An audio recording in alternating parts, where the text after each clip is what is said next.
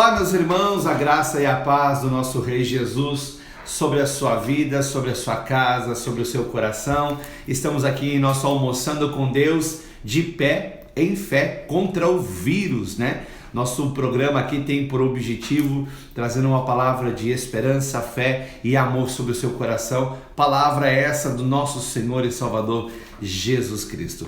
Antes de passar a boa palavra de Deus a todos vocês, quero aqui trazer as boas notícias da terra, né? Algumas boas notícias para alegrar nosso coração que está acontecendo entre nossos irmãos. Só vou desligar aqui o comentário para vocês poderem visualizar a foto aqui. Tá vendo essa foto? Esse aqui é um casal de São Paulo, né? Que eles têm uma loja e eles vendem produtos coloniais em São Paulo, né? Eles vendem goiabada, que vem de Minas Gerais. E por causa do problema do Covid, os pequenos produtores de Minas Gerais não estavam podendo entregar os seus produtos em São Paulo. Então o casal se mobilizou, alugou um carro e viajaram 600 quilômetros até Ouro Preto, Minas Gerais, para pegar toda a produção de goiabada dos pequenos produtores ali e para movimentar, além de movimentar a economia local, né? Eles também poderem contribuir desta forma com a família ali, que é o produtor, e obviamente eles também obterão lucro para vender essas goiabadas lá em São Paulo, mas eles fizeram um esforço de estar vindo buscar o produto ali, né, em meio a essa pandemia. Outra notícia também linda e maravilhosa, quero mostrar aqui para vocês, um casal de produtores que fizeram uma invenção para colher morangos. Olha só que legal, olha a criatividade, né? Uma bicicleta de um lado, eles vão indo devagarinho, batendo um papo, colhendo os morangos, né? Já tem ali 2, 4, 6, 8, já tem uns 10 baldinhos de morango ali colhido no conforto, né? Acho que até caberia até uma cuia de chimarrão de repente ali, se não atrapalhar com uma mão, vai tomando o chimarrão, vai pegando os morangos, não sei. Mas é uma ideia muito legal desse casal. Parabéns a esse casal. Agora outra notícia fantástica. Tá vendo esses irmãozinhos aqui? A irmãzinha, o nome dela é Lula Beth e o irmão é o Coren. A irmãzinha foi descoberta com câncer e ela teve que fazer quimioterapia e perdeu todos os cabelos, né? E o irmão se mobilizou e disse, não, se a irmã perde o cabelo, pode cortar o cabelo, meu cabelo também, que eu vou acompanhar minha irmã nesse processo de enfrentamento dessa doença. E a mobilização foi tamanha que até o pai cortou todo o cabelo para todos eles enfrentarem essa situação juntos, né? Família que luta junto é outra situação, é outro papo, né? Vence juntas. E o que aconteceu com a pequena Lula Beth? Ela fez a cirurgia, graças a Deus a cirurgia dela correu tudo bem e os médicos removeram o câncer, teve que fazer algumas sessões de quimioterapia, mas graças a Deus teve final feliz, ela já está se recuperando. Louvado seja o Senhor por essas boas notícias. Também há mais boas notícias para todos nós nos dias de hoje. Nós estamos nessa jornada conhecendo o Pai. O conhecimento do Pai nos faz ter uma vida de oração diferenciada, nos dá disposição para perdoar, nos traz graça de Deus para adorar, né? Nos nossos relacionamentos interpessoais são mudados, a maneira de olhar, de visão de mundo é outra também. Nossas escolhas, elas não são mais pautadas, né?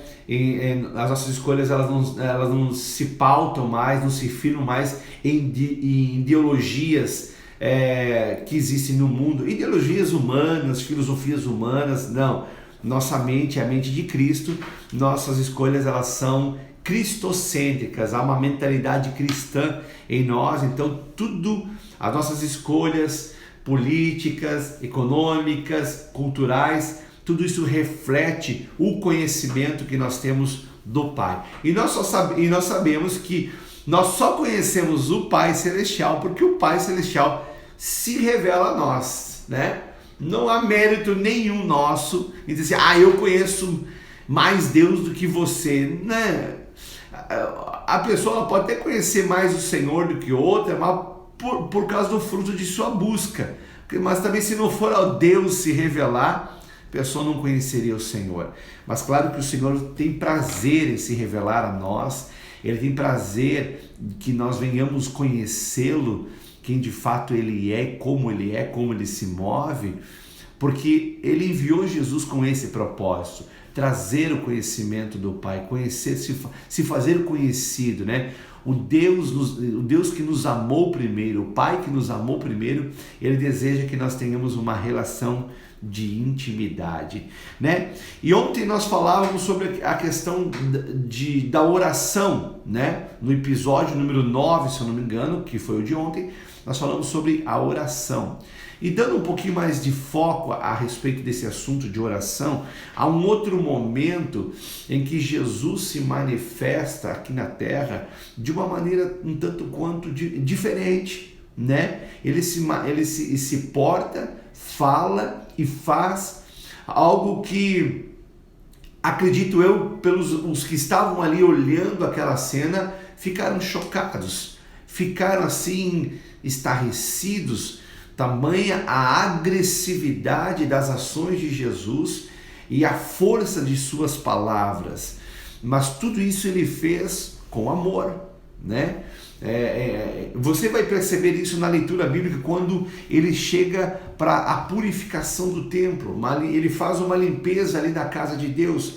Esse descrito bíblico está em 3 evangelhos, está em Marcos capítulo 21, do versículo 12 e 13, Mateus 21, do 12 ao 13, Marcos 11, do 15 ao 18, e Lucas, capítulo 19, do 45 ao 46. Eu vou ler aqui Marcos capítulo 11, versículo 15 a 18, que ele trata dessa história um pouco mais a fundo, mais detalhada. Diz assim as Sagradas Escrituras: E foram para Jerusalém. Entrando ele no templo, passou a expulsar os que ali vendiam e compravam.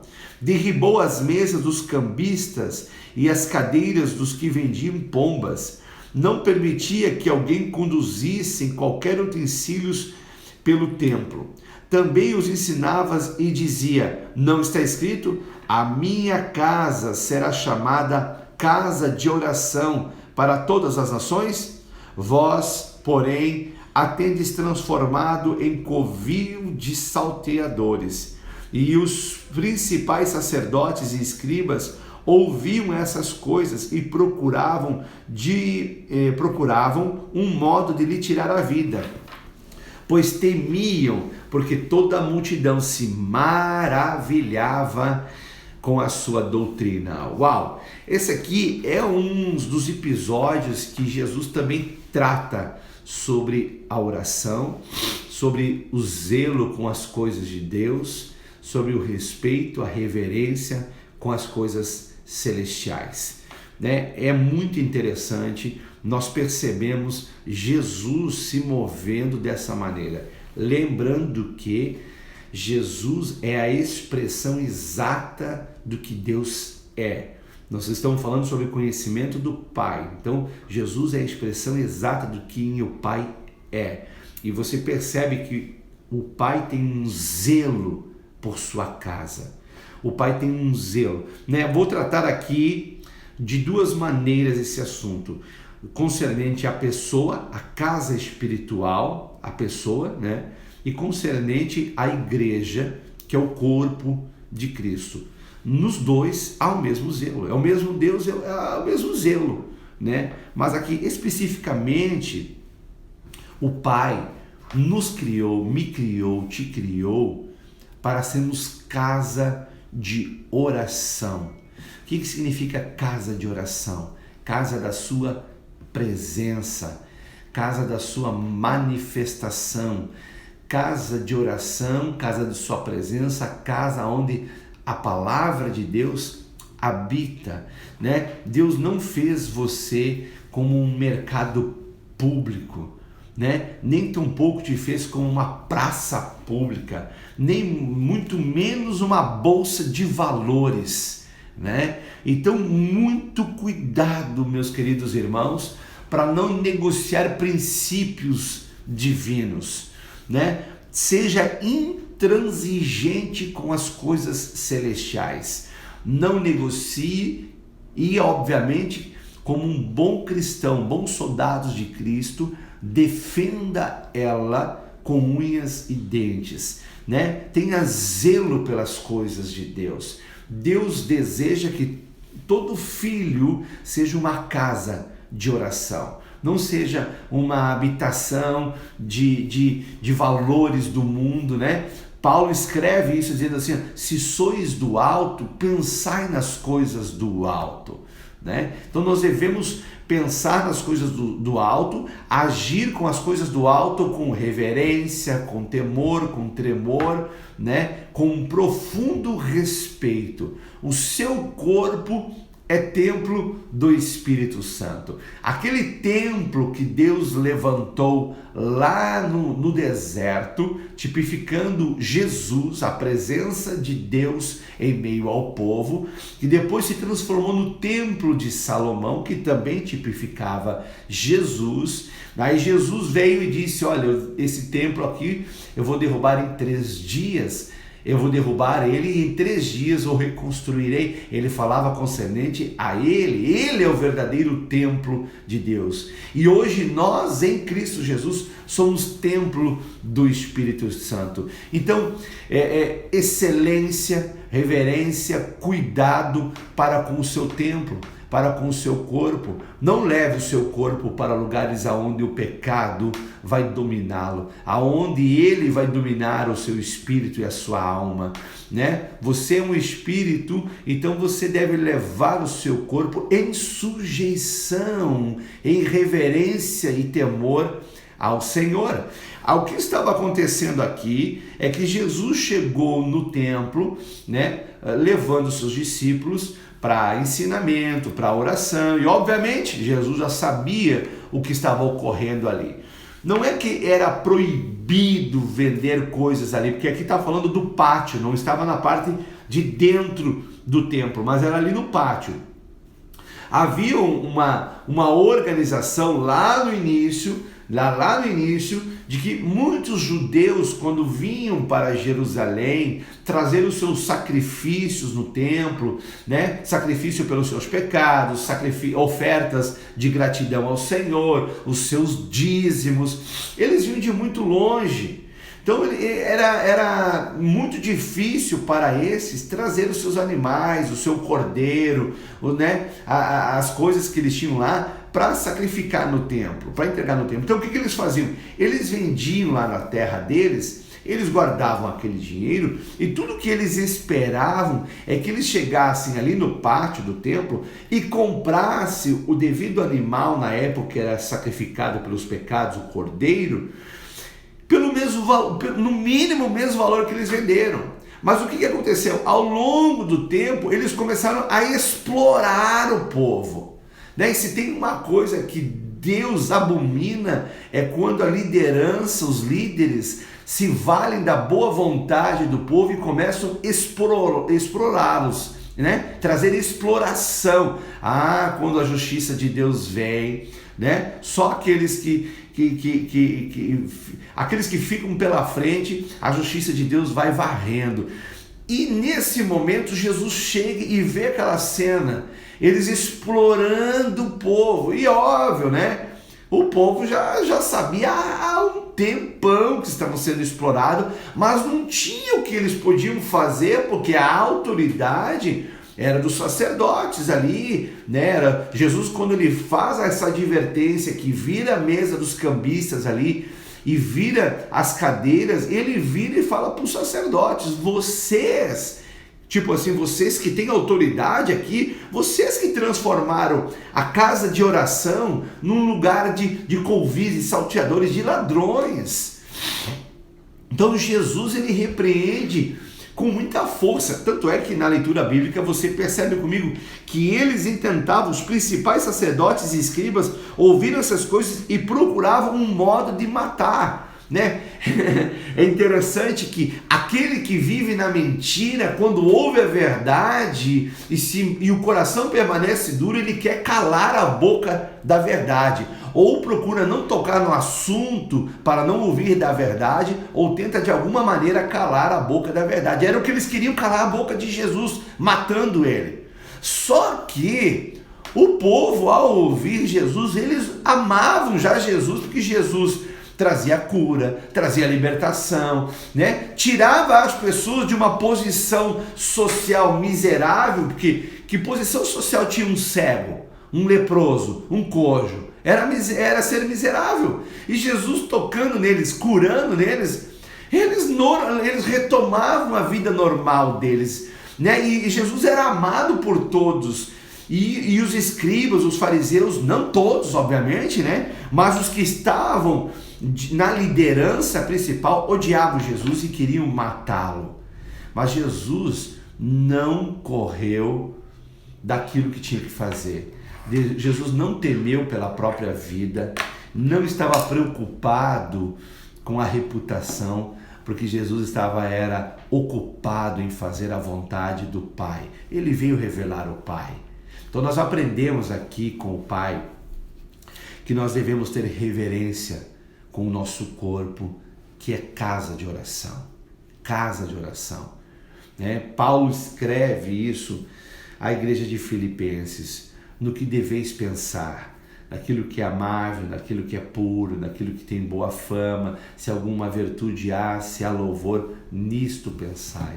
Sabe? E eu não vejo nada mais lindo e maravilhoso de pensar do que quando você, mesmo andando pela rua, se deslocando para uma reunião, você tem aquele bate-papo com o Pai. Não é aquela coisa mais formal, né? Em que as pessoas têm que mudar o timbre de voz, não. Sabe? Muitas vezes eu estou aqui no escritório e eu falo com o Pai assim: Pai, isso e aquilo outro, sabe? Essa interatividade, ela precisa existir, porque a presença do Pai, ela é real.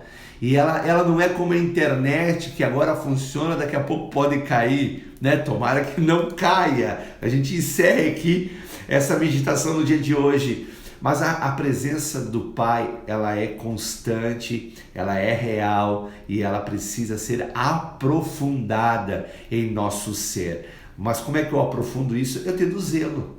Eu tendo zelo com a casa de oração que Deus me constituiu. Mas também, concernente à igreja, precisa também haver essa reverência, né? Que a casa de Deus é uma casa de oração. Sabe, nós percebemos também uma irreverência nos dias de hoje a respeito da casa de Deus. Muitas das vezes as pessoas vêm ao culto, né, buscar, né, saem de casa para cultuar a Deus, mas não entram no espírito do culto, da reverência, da adoração, porque estão se deixando levar pelo entretenimento diverso que temos nos dias de hoje, né? É o mundo no bolso, né? Quando eu falo mundo no bolso, tu sabe do que eu estou falando, o celular, que todo momento vibra no bolso, e aí isso me desconcentra da presença de Deus, de buscar a face de Deus, de ter comunhão com Deus,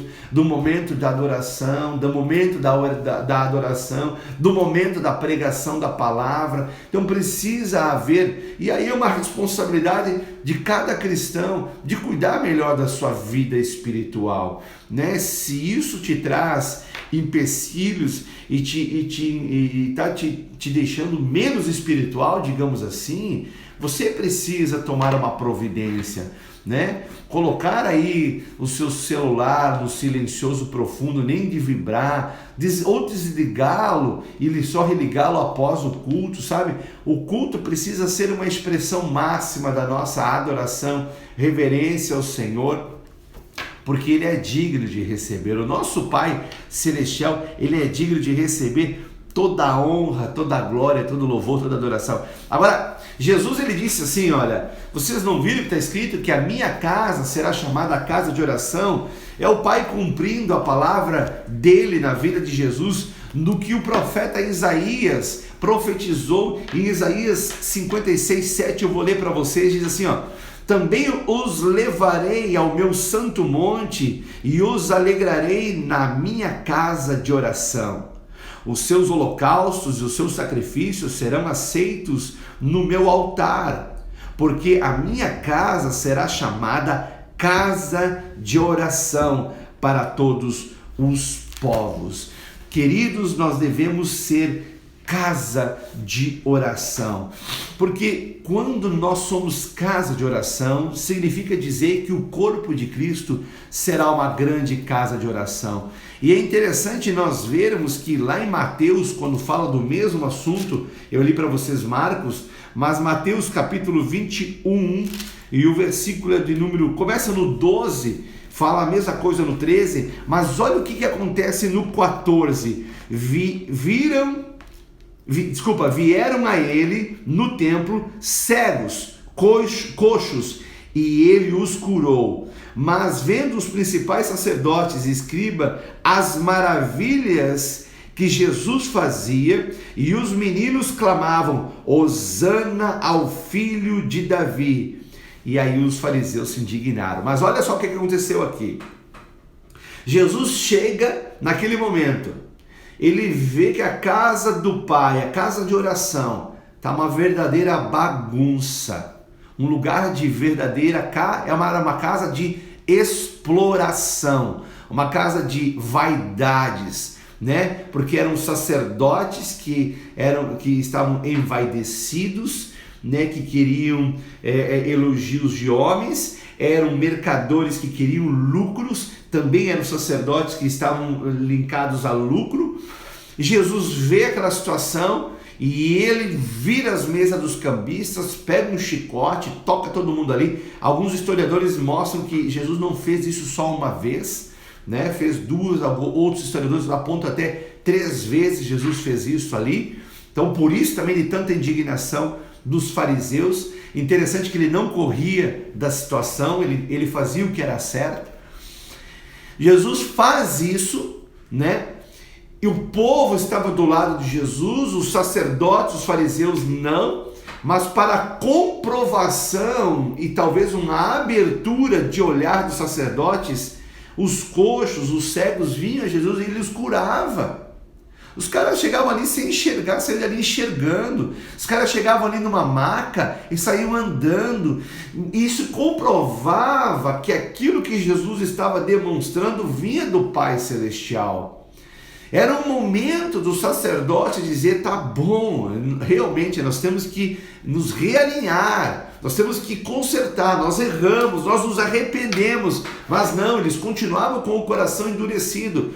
E você percebe que no movimento que Jesus fez de expulsar os cambistas, dizer que a casa de Deus é a casa de oração, voltar a ser uma casa de oração, aí se manifesta, aí a partir de então, você vê que aquele lugar começa a manifestar cura de coxo, cura dos cegos, e o que acontece? Surge uma adoração espontânea. As crianças vêm cantando: Hosana ao filho de Davi, Hosana nas maiores alturas. Eles adoravam.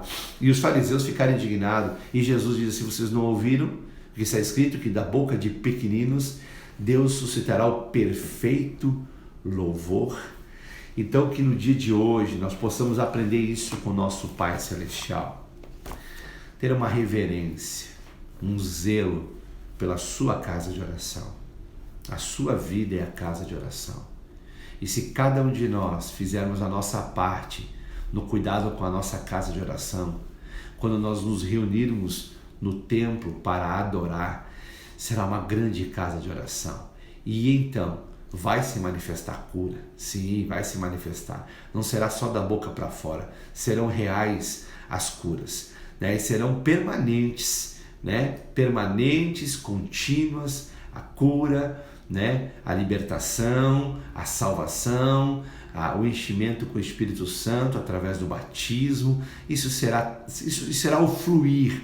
Na verdade, a igreja é para fluir nessas frentes, né? E aí a partir disso vai transformando a sociedade, né? O Império Romano, quando percebeu que não davam mais conta, que os cristãos estavam transformando a sociedade aonde eles passavam, pensa, o Império Romano, que é dito como um dos maiores impérios de todos os tempos, cai de joelhos e se rende ao cristianismo.